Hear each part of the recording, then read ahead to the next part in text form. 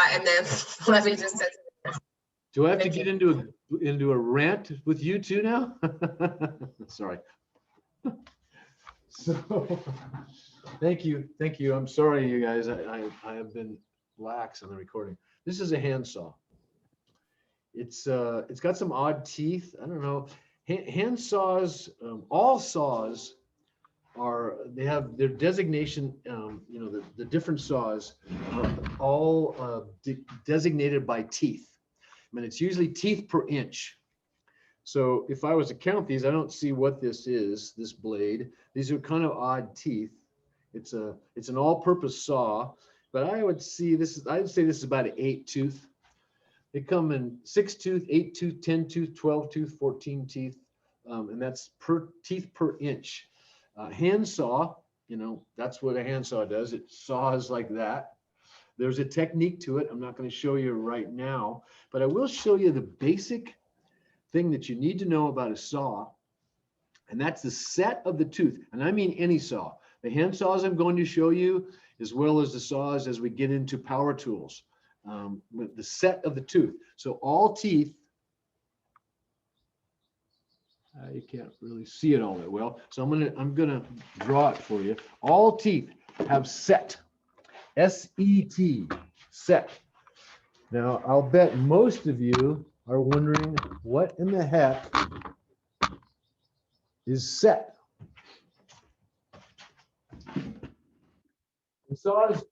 Saws cut typically wood, but they also cut metal, they cut plastic. So we use saws to cut anything, pretty much anything there is. There's a saw that'll cut it. And we use a lot of different materials, but mostly wood. And in any saw, and actually carbide teeth don't really have a set per se, but all your hand saws that are steel, so saws come in two basic types. There's steel saws, high-speed steel, which is what I just showed you, like hand saws, dovetail saws, hacksaws, saws like this that are basically one piece of steel, cut into a saw. So they don't just cut these teeth. They have to set them. I still haven't explained set, I know, but I'm going to. So I don't know if you can see the set. I'm not sure you can see the set. I'm gonna draw it for you. Carbide teeth are different, and I'll show you that in a second. But on a saw blade, when the teeth are cut, right? And so this is the tooth, and then there's a gullet, and then a tooth, and then a gullet, and then a tooth. And then as you go around, tooth, gullet, tooth, gullet. The gullet is to clear the chips, the sawdust away, and that would be a face-on view of a saw, right? And then an edge view of the saw before set, after this is cut into it, and a regular piece of steel saw, you've got teeth that look like that. That would be the edge view of the saw, right? Looking through it. But every other tooth is set. So this tooth is and on these steel saws, machines, actually they cut out the teeth, right? They do this cutout. Like anyway, I was drawing a circular saw in a straight saw. You've got, right? Teeth like that. And looking on it straight on, when it's cut, they're straight. But then a machine bends this tooth this way, and the next tooth that way, and the next tooth that way, and the next tooth that way, and the next tooth that way, and the next tooth that way. So this tooth is bent that way. This tooth is bent that way. So they're bent like that. And what that does is in bending the teeth, it makes it possible to cut a saw curve that's bigger than the blade. So this is the blade thickness right here.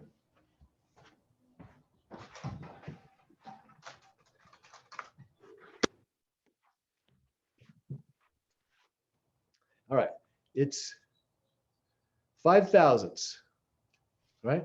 That blade is 5 thousandths thick. Now the teeth of the saw I measure to the outside set,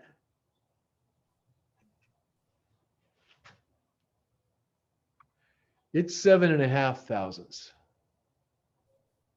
So I know that's not much, but what it means is that when I draw that saw through the work, I'm trying to scratch this.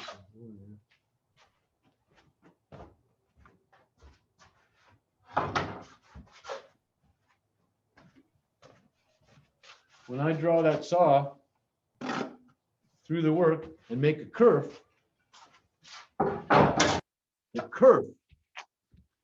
that's what the saw does. It kerfs wood. It makes a kerf wider than the blade. Has to be, because if these teeth didn't set, then you'd be trying to pull that whole blade through your cut, and it would not be fun, and it probably wouldn't be possible either. So your cut is made with the wider set teeth, and that allows the body of the saw to come through the work. And that's why teeth are set. And in carbide, because most of our saw blades are carbide, circular saw blades. I'm just going to tell you about that while I'm on saw blades. I'm going to grab a blade.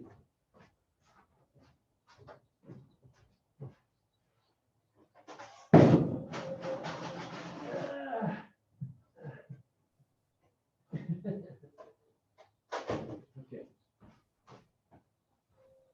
All right, and carbide blades, they're steel with the gullets cut, right? Gullets, teeth cut. But then they have attached or brazed to them these carbide tips.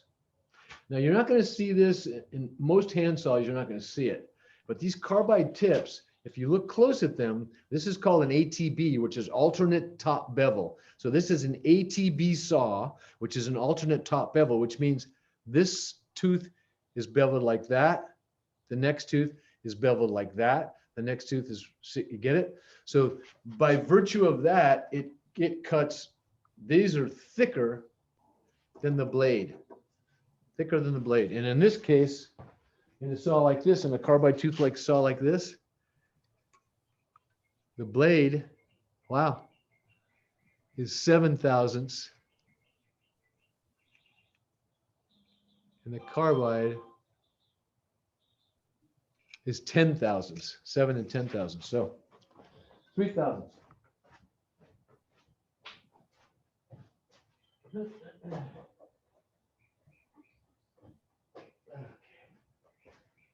Okay, saws are super important part of the finished carpenters, and believe it or not, we do use hand saws. So that was a hand saw. The next item on my list is a back saw. And a back saw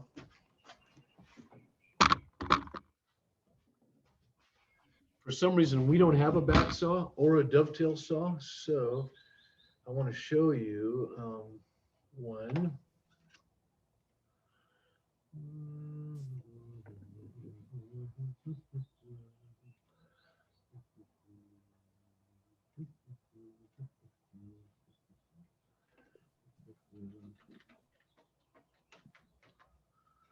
All right, so there's a typical back saw. And actually that looks more like a dovetail saw to me. This is what I would consider a back saw right here. That's a back saw. It's got, and I think it's called a back saw because it's got this reinforced back. And they're usually pretty fine tooth. This is a, doesn't say how many teeth per inch, but anyway, that's a back saw. And oh, what the heck? I don't want that.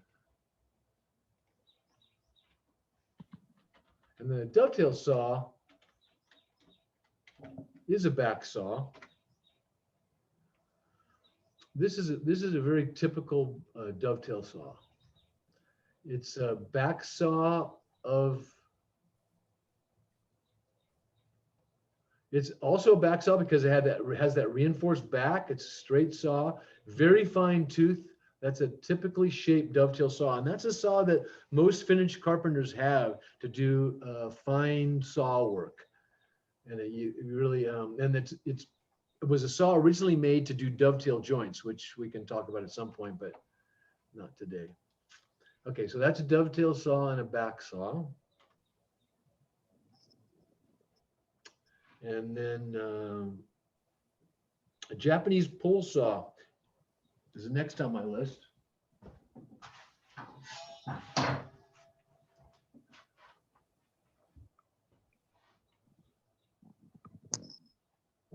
Now, regular hand saws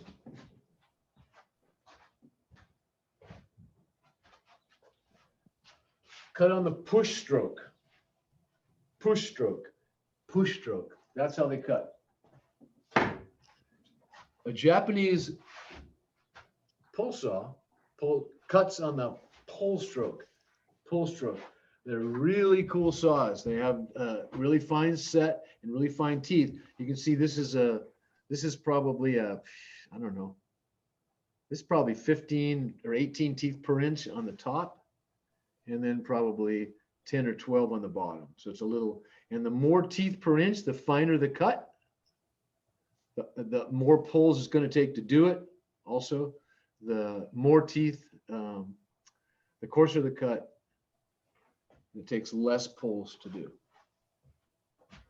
Now, what I call the next on my list, I called a jigsaw.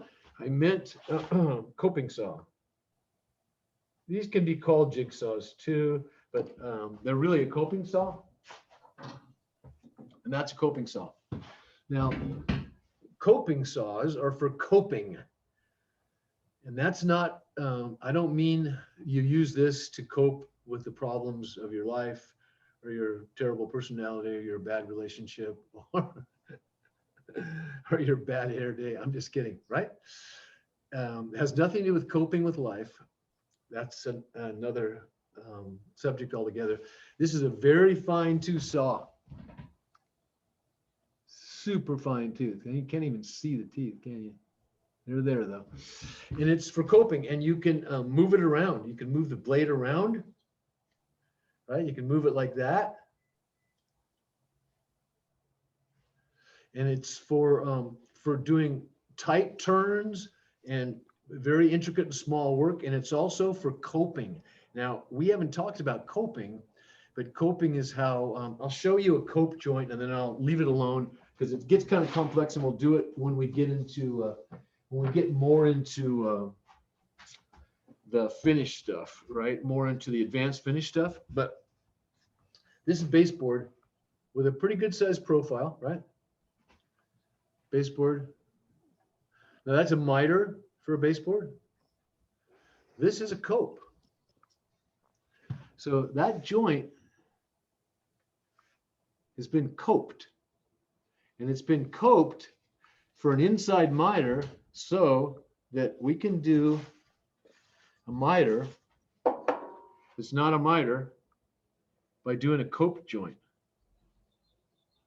You see that? So rather than a miter, which I don't think I have a,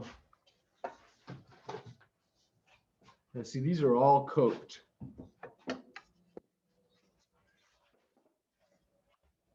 There's a nice cope joint. See that?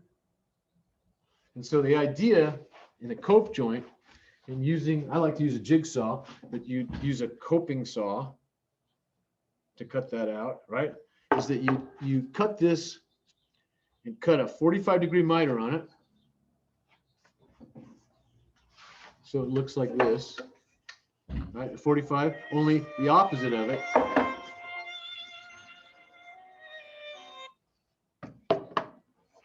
Only the opposite of it. So instead of exposing the back like that, you'd cut a miter exposing the face, and then you just take your coping saw and follow that cut, back cutting. You know, this may not be making sense, but you make a joint that looks like a really nice miter, but you're not dependent upon a 90-degree inside corner, because most corners are not 90 degrees. You got to play with them. So if you cope your joints, especially in baseboard, we do it in crown moldings too, you can get a perfect joint with a lousy corner. And you can use a coping saw to do just that. That's what coping saws are for, coping saws. Now, something I didn't have on there is a hacksaw. Now, hacksaws, you never use a hacksaw to cut wood. It's super fine teeth. I mean, they're really small teeth, probably 15, 20 to the inch, super fine teeth. The hacksaws are for cutting metal. Carpenters have to cut metal all the time. Certainly not as much as they cut wood, but they do have to cut metal. We have to cut pieces of hardware and key stock in hardware and, in door assemblies, lock assemblies.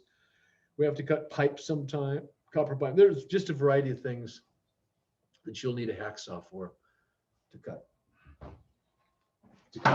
Hacksaw, dovetail saw, contour gauge. Oh, crud. Contour gauge. This is a great tool, by the way.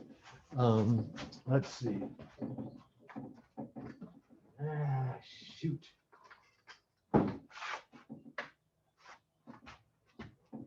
I've got one. Here we go. Here we go. Okay. So, has anybody ever seen a contour gauge? Anybody seen a contour gauge? It's pretty weird looking, huh? Okay, so I'm going to take it.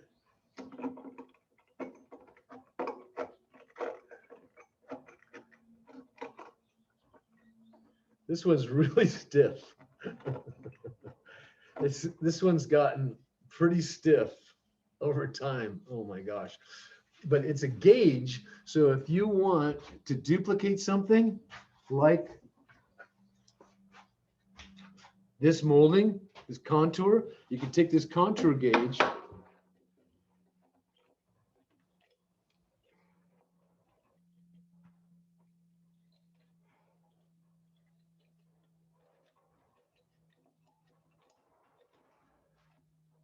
and make the contour, and then trace that, and then you can cut it or have it cut, or say, this is the molding that I want to duplicate, and can you find it for me, or do you have knives to cut it, something like that.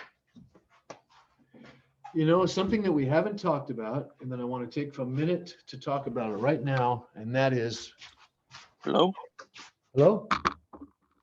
Hi. This is Anthony. Hey, Anthony, you made it. Yeah, my alarm didn't went off. Okay. Didn't went on, so that was the reason I was late. Okay, well, great. So you're here, Anthony, and I'll mark you totally present. Thank you. And Jose, thanks for hanging in there with Anthony too, right? Yes. We got you here. So what I want to talk to you about right this second is finished carpenters. What do they do?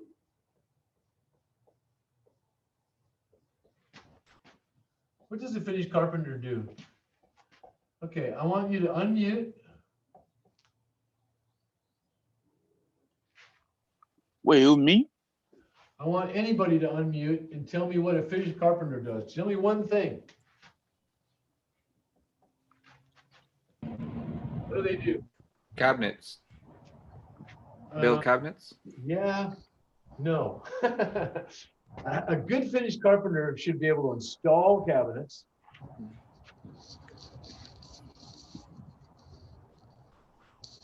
And yes, build cabinets, but that's really a cabinet maker. But I'm glad you said that, because in my class, in my CT 115 class, which is intermediate finished carpentry / cabinet making, because I teach cabinet making for intermediate finished carpentry. So let's say install cabinet plus build cabinets. So yes, I like that. Finished carpenters want to know as much as they can about cabinets, but generally, that's not the first thing you think of when you think of a finished carpenter. So what are the other things that finished carpenters do? Molding work. Say it again. Molding work. Molding work. Yes, moldings. So they install standing And running trim. And trim equals, for the most part, moldings. Now, oh wow, we're just flying here. I better give you a break. I'll give everybody a break. It's not quite 5 after. Come back at 15 after. That gives you not a little over. It gives you about 11 minutes. Okay. So see you back here at 15 after 10. Then we only have 45 minutes together. Oh my gosh.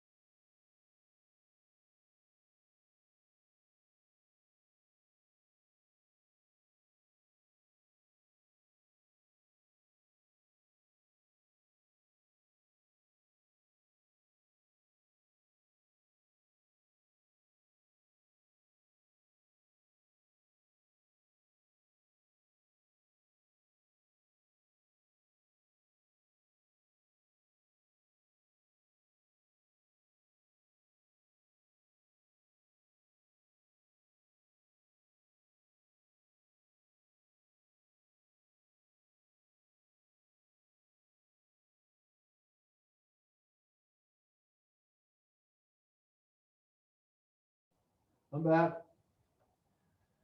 I'm back, I'm back, I'm back.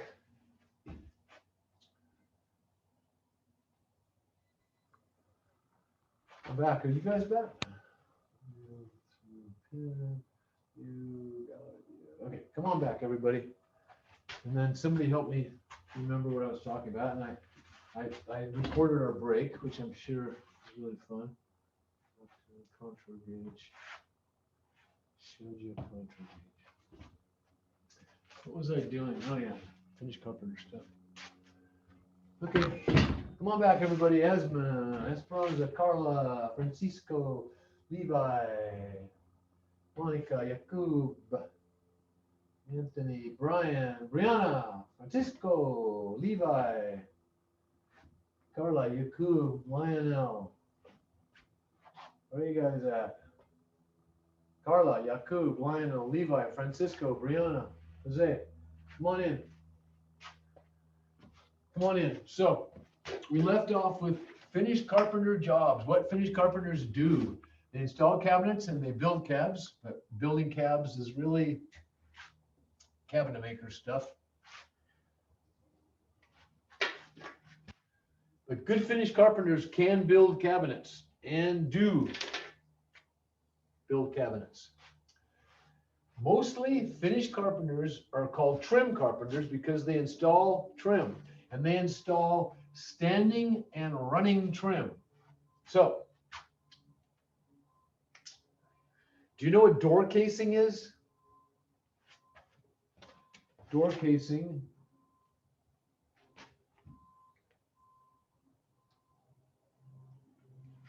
Door casing, okay? Door casing. Door casing is the trim around that door. That door over there, that door over there doesn't have any trim. That door there on the right does have trim. It has casing. And so that is an example of standing trim, right? That's standing trim. Window casing is also an example of standing trim. An example of running trim would be baseboards, wainscoting, which maybe some of you don't know what it is, and at some point further on, I'll explain wainscoting, which is paneling at a portion of a wall that's paneled. That's wainscoting. Chair rail is that cap of wainscoting, and that's running trim. Crown molding is running trim. There's a piece of crown up there. See the miter above that case door? That's crown trim. That crown molding is running trim as opposed to standing trim. Okay, that's a big thing the carpenters do is they install standing and running trim. They install molding. So by the way, trim is generally moldings. When we say trim, we mean moldings. And there are a ton of moldings. I mean, from the simplest moldings, square edged or just slightly eased edge, to really involved profiles. I mean, super involved profiles. For instance,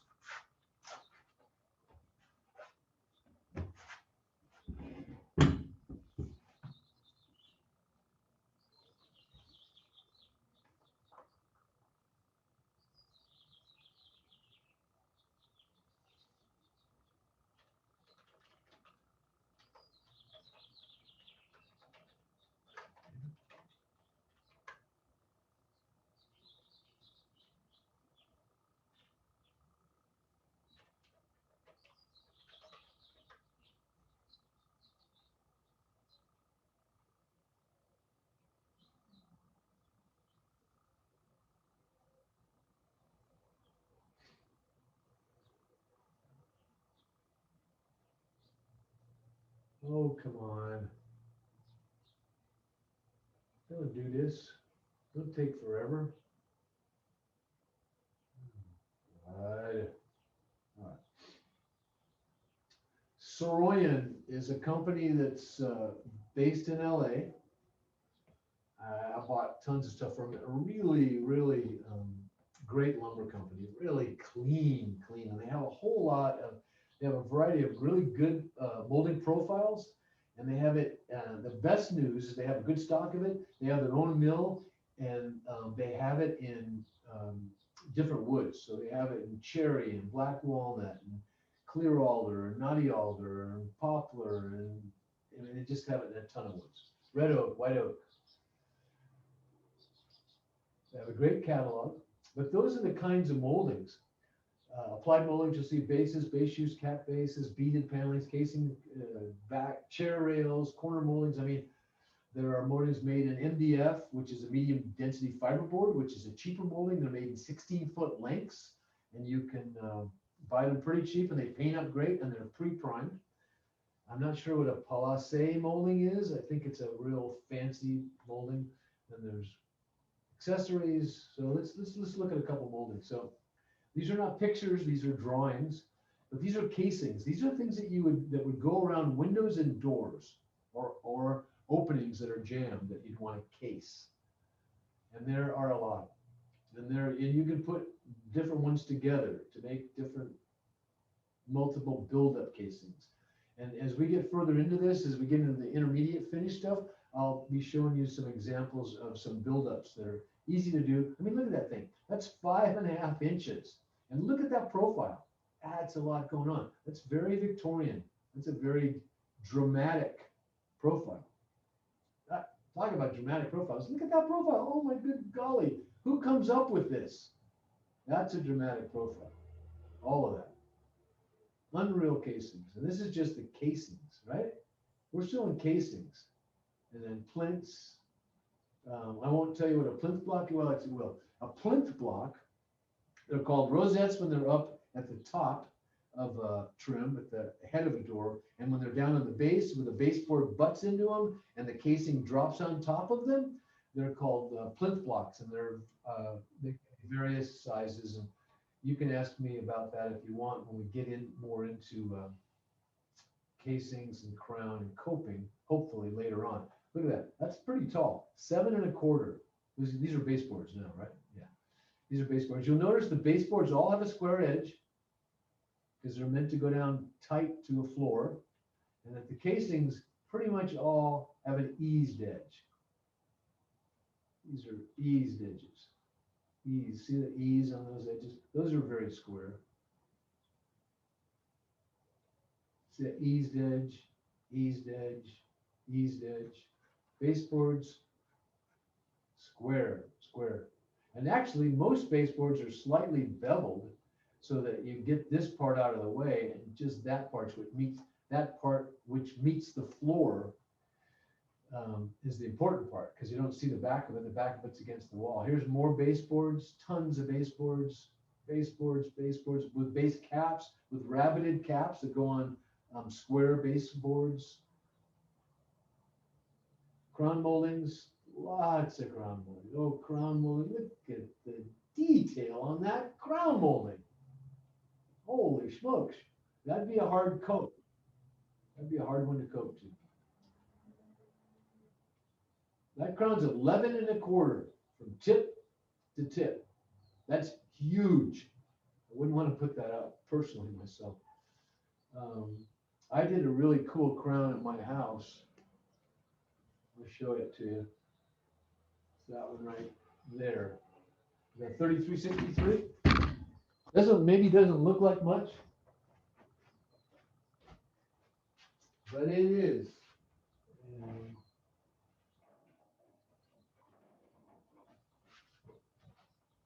I have an example of it somewhere, but I can't find it. I can't find it. I have a mock-up. These are bed moldings, which kind of work with other moldings and use them as a crown up at the ceiling. One place you can use them. Cabinet crowns, which are a little smaller. And then you've got all these carvings. They have carved corbels. And anyway, it goes on and on. So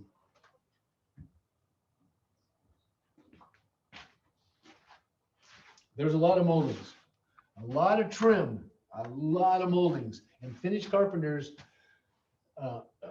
are proficient in installing all moldings. And let me tell you something about moldings. Buy your moldings. Don't make your moldings. Now there's one exception to that pops to mind, and that is the craftsman style trim. So in trimming, in finished carpentry, in casing, there's really two basic types of casing.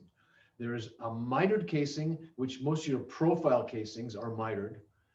And if they're not mitered, they're mitered. Your profile casings are mitered, period, unless you're using a rosette.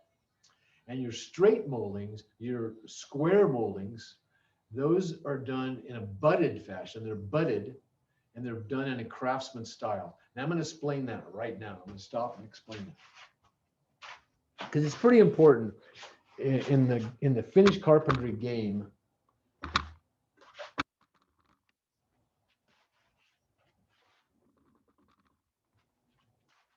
So a typical mitered molding, right? In a profile molding, like a, what a get a piece.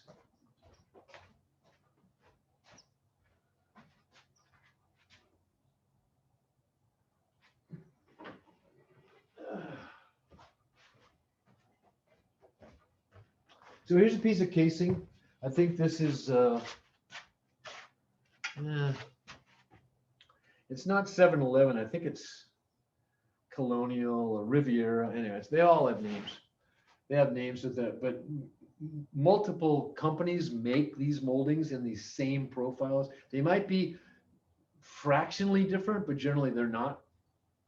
But usually want to get the same moldings from the same molding guy to put on there and not put one leg from one molding supplier and one head from another molding supplier. But that's a profiled casing, and it's mitered. And it's actually mitered backwards. It should be mitered like that. So that's the cutoff, because this is the outside. The inside, the thin part of this is where that miter would be. And that miter would case virtually any door opening. That's a 2.5-inch casing, mitered head, mitered leg. Typical casing. Now in craftsman style, which you see a lot in Santa Barbara, and actually in California, because the California bungalows were kind of all craftsman style. You're going to see this a lot, like I said, in Santa Barbara, a lot in 30s and 40s era houses, where they were getting into simpler stuff, but with these craftsman details. So a typical craftsman casing, door or window. Well, windows a separate thing, and we'll get into windows because that's a completely separate thing. But a craftsman style opening, again, another doorway, right? You're going to have let's say, and for purpose of argument, because it's different sizes, you basically make it up. But I like a 5-inch head. If I've got the room, a 5-inch head by 4/4 net. Important. So 5 inches by 4/4 net. Now 4/4 net, somebody want to unmute and tell me how thick do I mean when I say 4/4 net? Okay, 4/4 is 1. So 4/4 net, when it says net, that means the actual dimension. So if I say 4/4 S2S, surface 2 sides, that means 3/4. When I say 4/4 net, that means it equals 1 inch. That's 1 inch thick. And the legs are 3/4. And they're 4 inches thick.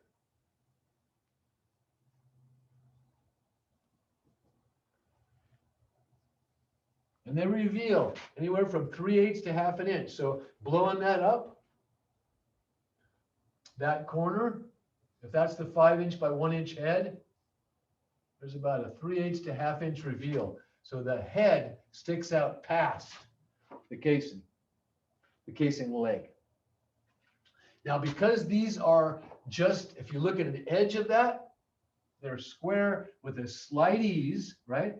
They have a slight ease on them. This molding right here, this molding right here. So for this to butt into this and look decent, it has to be like this. It has to be that 1-inch piece, 1 inch thick, has a 3/4 leg butting into it, leaving a 1/4 inch reveal so that that eased edge looks like it belongs there. If you did this at 3/4, the head, if the head was 3/4 and the legs were also 3/4, then it would butt flush, and that ease would give you this funny line.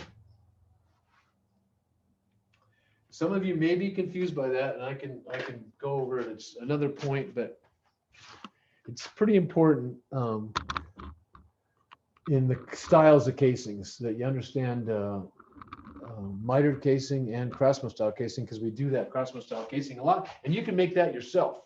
You can buy the components for it. You can also make it relatively cheap by yourself. I can't find one of these that actually works. I'm gonna have to buy a ton of new ones. All right. So what does Finished Carpenter do? Install cabinetry and maybe build cabs. They should be able to if they're good. They do standing and running trim. They do trim and moldings. They install trim and moldings. The other big things they do, and there's some I won't get to listing because they won't pop in my head, is they install doors and windows. And the way I call it out in the contract is I say hang and hardware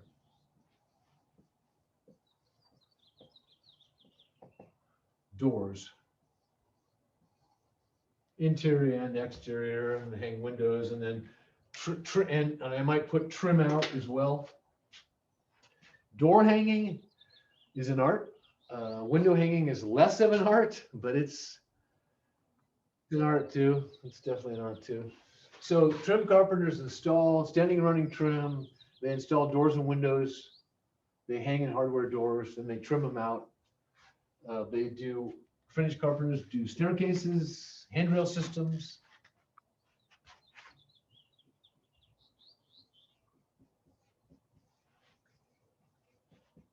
Handrails, stairs, staircases, fancy ones with outside stringers and inside stringers and bracket moldings and. So that's like, that is like the finished part of the staircase, right? It's not like the base Not of the like, staircase? not like the rough stair. It's not like the rough stair. Okay. So that's, and thank you, Monica, for clarifying that. So rough carpenters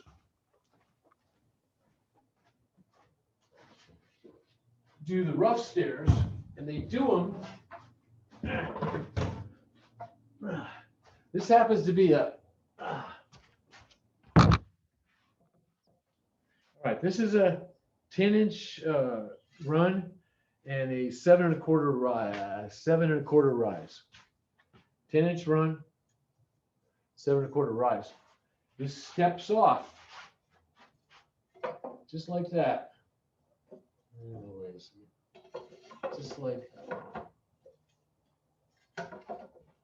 Just like that. That's how this is stepped off, and that's how that was stepped off and cut.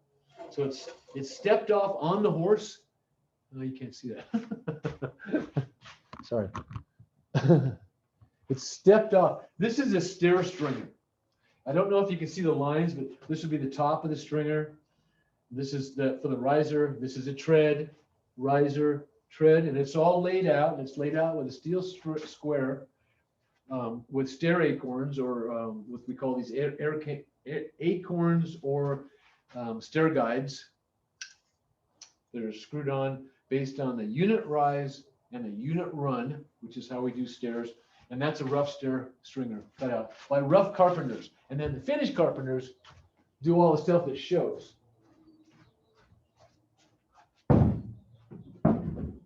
Finished carpenters do the stuff that shows. And that's us. Right now, we're finished carpenters. So in staircases, as you can imagine, staircases are pretty tricky. They're tricky for a variety of reasons. One is people use them to go from one elevation to another. So they're walking up them, there's always a danger of falling as you go up past 30 inches to get hurt. It's 30 inches. If you have stairs that transcend anything 30 inches and above, you have to have a railing or something to hold on to by law, by code. And those railings are also governed by code. So stairs are really important as you have to be able to get people up them. You have to be able to have stuff to hang on to, handrails that are at the proper height for grabbing and that are at the proper anchorage so they don't pull out. That's super important. And the steps can have no more than 3/8 of an inch difference in the rises and the treads. No more than 3/8. So that's 7 1/4 and 10. If I'm 7 3/4 and the others are 7 1/4, that's no bueno. Same thing on the risers. Your feet expect the same as they go upstairs, and it will trip you up or have the potential to trip you up if your riser heights are varying or off and not, they want to be exactly the same. And there's also a magic number when it comes to staircases. The total of unit run and unit rise. So unit run is the tread that you step on, the horizontal part. Unit rise is the riser. So the total of those two should be 17.5. You can go up to 18.5 and go all the way down to 15.5, and you can do various combinations of that. But the ideal you're shooting for is a 7 1/4 rise or a 7-inch rise and a 10.5-inch riser, 17.5. Or if you're using a 10-inch rise, then you want a 7.5, a 10-inch tread, you want a 7.5-inch rise. You don't want to get your rises above 8 inches though. And I think 8 inches or 8 1/4 is by code as high as you can go. Anyway, stairs are a whole other thing. And at some point, we'll maybe get into stairs. Just depends on what kind of time we have. And if I think it's something that you guys, yep, I know I'm kind of musing, but we're covering a lot of ground. And I know that I think that most of you, I know some of you have some experience with tools and in the construction trade, but I think a lot of you, some of you I know don't have much of any experience. So a lot of the terminology and vernacular that's peculiar to the trade, to construction, you're not familiar with. But I want to expose you to this stuff. I want to expose you to this stuff because I want to get you used to the words and then hopefully understanding the words, and the words, the vocabulary that you don't understand, please write them down and then ask me or ask Monica, and we'll define those words for you, because vocabulary is important. We're calling things certain things. And even if you're not in that trade or in that field, you knowing about the tools and what they do will further you in whatever you do. I guarantee it. Now, I'm going to go back to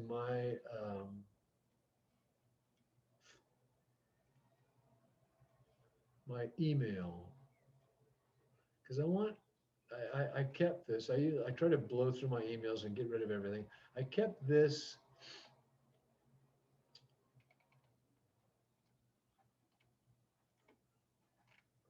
Because cheating, cheating is a big thing in school, right? Not you guys, it's not really an issue for you all in this class because we're not testing you. It's a non-credit class, so I'm not sure how you could cheat.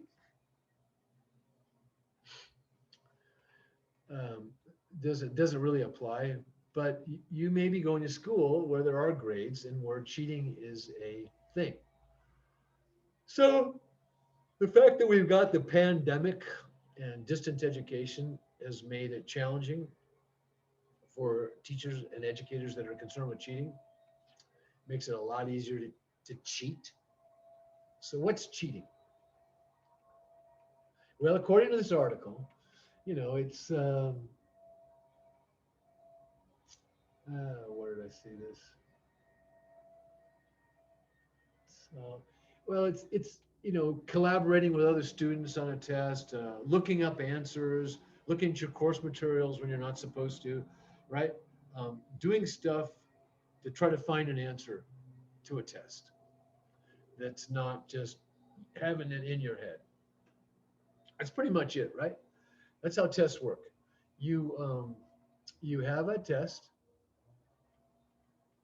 and you're asked a bunch of questions. You're being tested on your knowledge. That's what I guess tests are for. You're getting tested on your knowledge, and then you answer the questions that you can, you guess at the questions that you can't, and you hope for the best, right? And you're testing the knowledge that you've got in your head.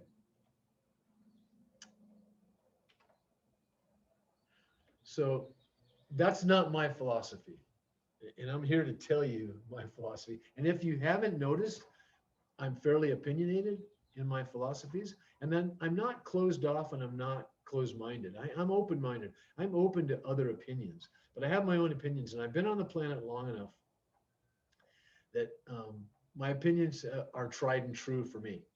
So here's my opinion about cheating. I don't buy it personally. I don't buy that it's cheating to find the answer. Now, in a classroom situation where you're sitting and copying the guy's paper next to you, that's obvious cheating and that's out integrity. It's like, really? Come on. That's not part of how you find an answer. That's kind of, that's dishonest.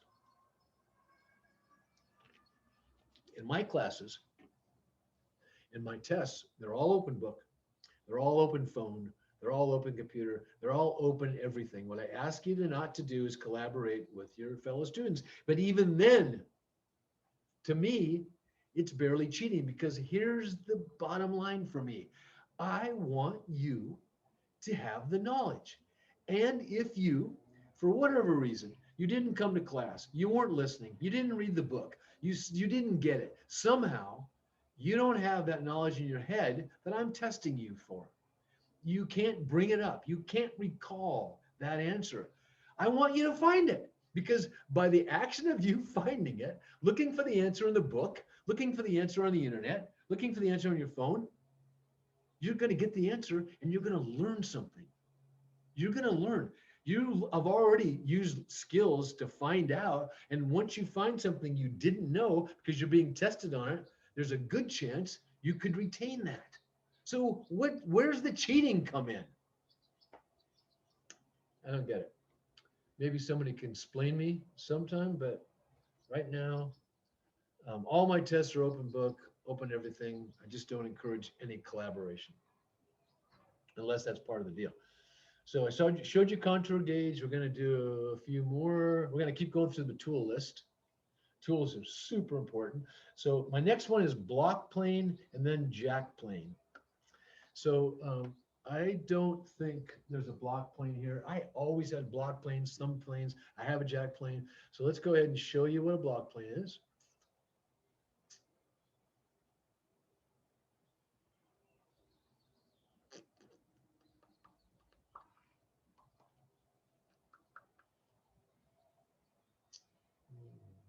I don't want that. I don't care about that. Okay. I just need a damn, okay. Okay, here we go. Hopefully you guys are seeing a Google screen, right? All right, so this is a block plane.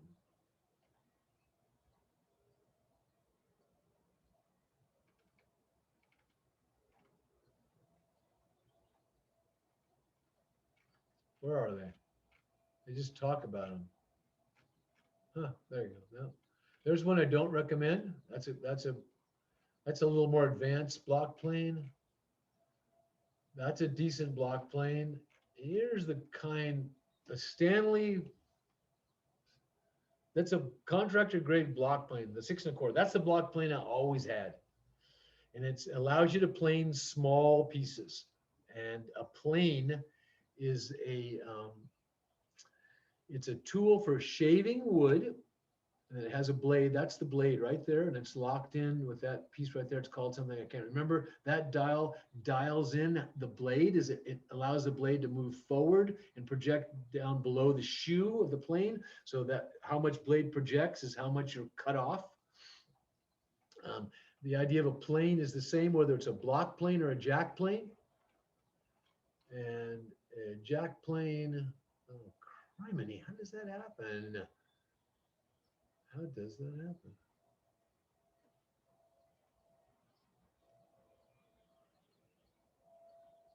Huh.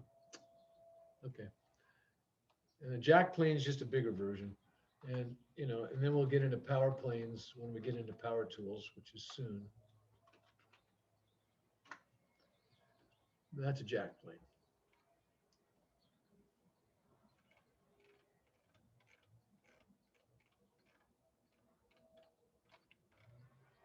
Typical jack plane, iron jack plane. It's a bench plane.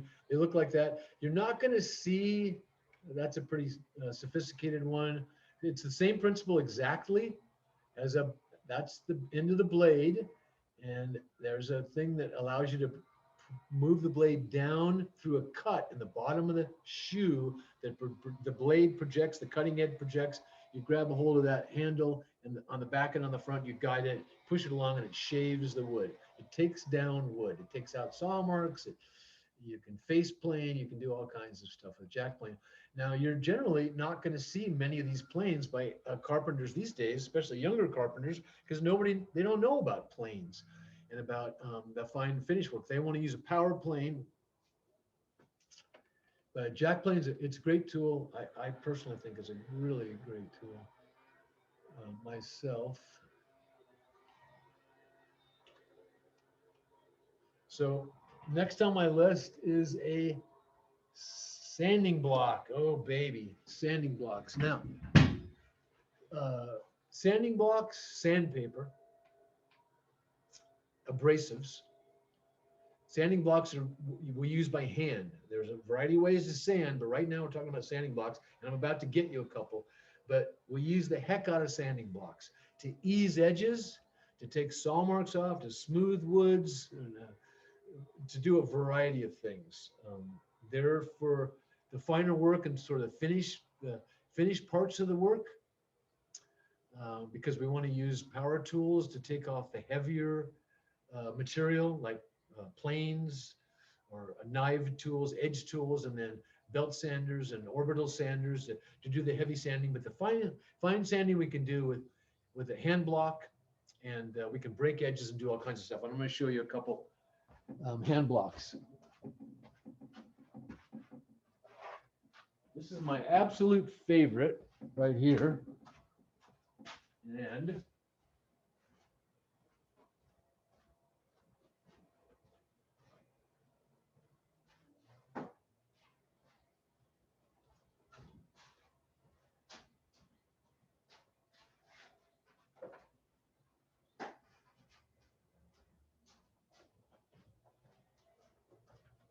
okay, so this is the one that I've had forever. Well, it's not mine. I bought this for the school, but I've had one of these in my belt forever. And it takes an 8.5 by 11 sheet of sandpaper, which you can buy them by the individual sheets, or you can buy them a 10 or 50 or 100 a sleeve at a time. But you can take that typical sheet of sandpaper, fold it in half lengthwise, tear it, or put it against something, flat, and pull it, cut it, and then fold that lengthwise. And so you get 4 of these per sheet of sandpaper.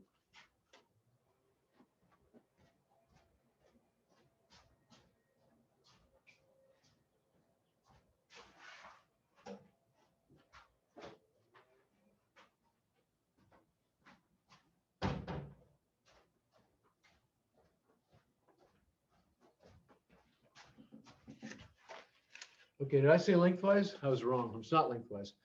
It's widthwise. So it's folded like that. And then it's folded like that. And it's torn to get that. And then that fits on these blocks. Fits like this. You open this baby up, and it's got 3 little nails in it. And this slips in. Those nails hold it in place. And then you open up this part. Slip that in.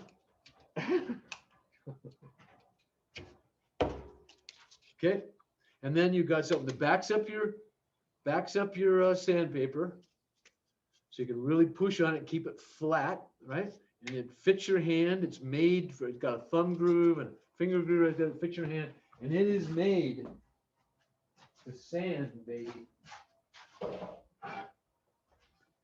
So square edge, right? Dead square.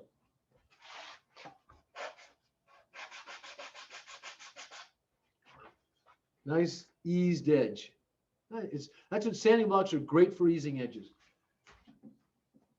Sanding blocks are great for a lot of things, and they come sandpaper, which is a carpenter's tool, comes in grits, and again, it's per inch. So this is 120. So that 120. There are different grades of sandpaper and different grits. This is a pro grade precision. I think this is a pretty good one, but it's 120 grains of sand or abrasive. It's not real sand now. Per inch. That's a lot. Go down to 60, the less grains per inch, the lower the number, the coarser the grit, the bigger and deeper the scratches it will make.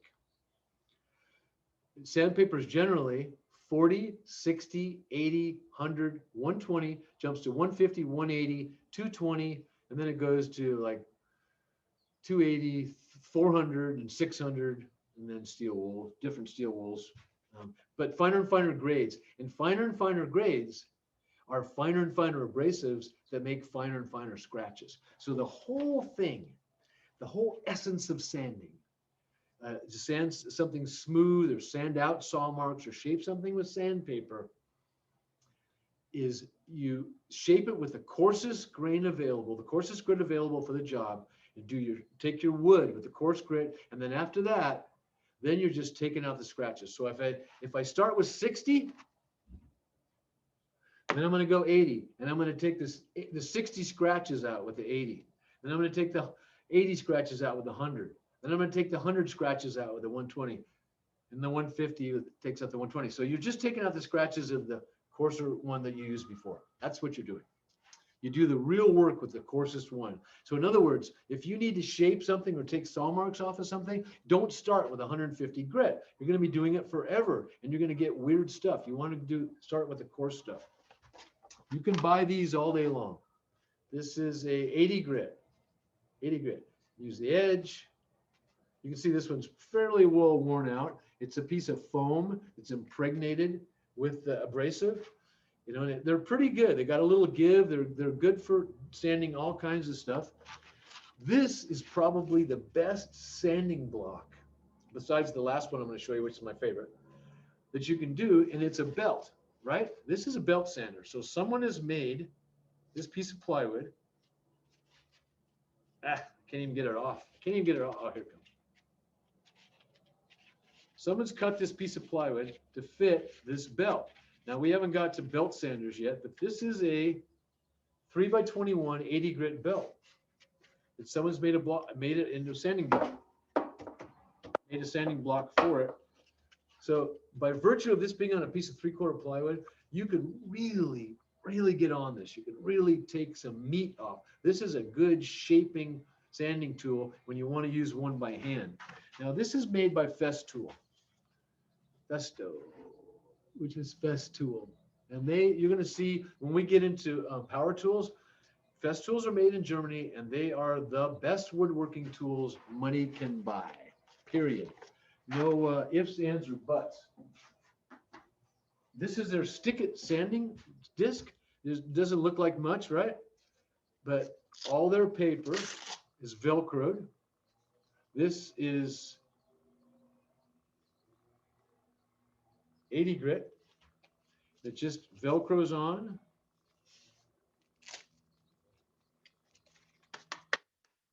And then you got something to hold on to and a flat surface, right?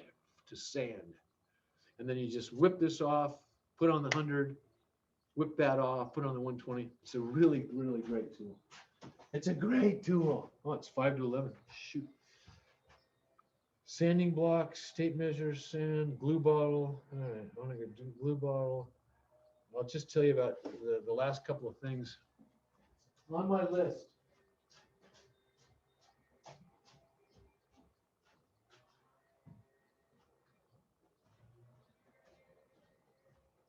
Finished carpenters use glue.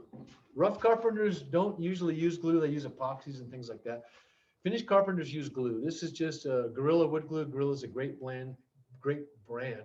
They make a foaming glue called Gorilla Glue that works on teak and woods that don't like regular glues. This is a formaldehyde urea glue, I think. Let's see. That doesn't tell me. There are all kinds of glues. I like Titebond as a brand, Titebond 2 or Titebond 3. This is just one I picked up.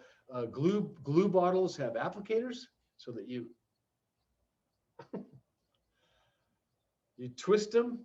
And that's the thing that happens with glue bottles is the glue gets in them. So by twisting it, you have a piece that comes in and blocks the nozzle, that's the slot, so the glue doesn't come out, and then that goes. This thing retracts, it blocks it, and then you can use glue. And I glue my miters. There are a lot of things that carpenters glue, and wood glue is used for a lot of things, man. So good finished carpenter tool is glue, and there are tons of glues, and we'll talk more about glues maybe later, about laminations and things like that. I don't want to get too far ahead of you or myself. A chalk line is another tool that a finished carpenter might use, but more used by a rough carpenter. And if anybody wants me to demo a chalk line, I'll show you one later. I just don't feel like getting any chalk on my hands right now because it's really hard to get off. And then the last thing I have on here is a laser level. If I remember, I'll set up our laser to show you a laser level at our next class, and talk about, and maybe show you pictures or videos of smaller levels that I think are kind of better suited to the finished carpenter, although the level I will show you, the laser level, is great for the rough carpenter for doing elevations outside, but it also works on the inside. And on the inside, you might ask yourself, well, why would you need a laser level? There's a variety of reasons. For starters, we install generally everything plumbing level. We being carpenters, finished carpenters, plumbing level. Ground moldings, level. Casings, plumb and level. Chair rails, level. Cabinets, dead level. Shelves, level. Level. So levels are huge. So a laser level set up in a room can give you a level line all around the room because it's spinning and it's projecting a lasered line all around the room that's dead level. It's dead level where it shows in that corner and it's showing in that corner, and it's also level. So you can get a lot of indexes in a room that you're doing trim on based on level. Because when you put a piece of chair rail here at 42 inches off the deck, you want it to run level all around this room. And in the opposite corner, you want it to be level also. And that's kind of tough to do using short levels. You can be off a little bit and wind up being a couple inches off that way. It's 2 minutes to 11. So I am going to remove my pen. Monica. Okay, so does anybody have any questions before we call it an hour early for the day? Anybody at all? And Francisco, are we okay? Yeah. Okay, good. I didn't mean to shame you or anybody else. It was a rant. So the last thing I want to tell you is that, or the last thing I'm going to say to you, to all of you, is that, have I mentioned this to you? The 4 agreements? Yeah, in the first class. I did? Okay. So the third agreement, the second agreement is don't take anything personally. Don't take anything personally. The third agreement is don't make assumptions. The first agreement is be impeccable with your word. And the fourth agreement is just do your best. Whatever you do, do your best. And with that, it's right on 11. I'm going to leave you. And this hour is my gift to you. I may want it back sometime, so don't get too used to it. And hey, you guys have a fantastic weekend. Enjoy this incredible weather. And it'll be next Tuesday, right? Did I see you all? Next Yeah. Tuesday? Okay, hey, Thanks, great to see guys. you all. Thank you for coming. See you next Bye. Tuesday. I can't Bye. promise I won't be in a rant, but who knows? I might not be. Have a good weekend. See you guys Thank you. later. See you all Bye. later. Have fun. Have a Bye, good Rodney. weekend. Bye, everybody.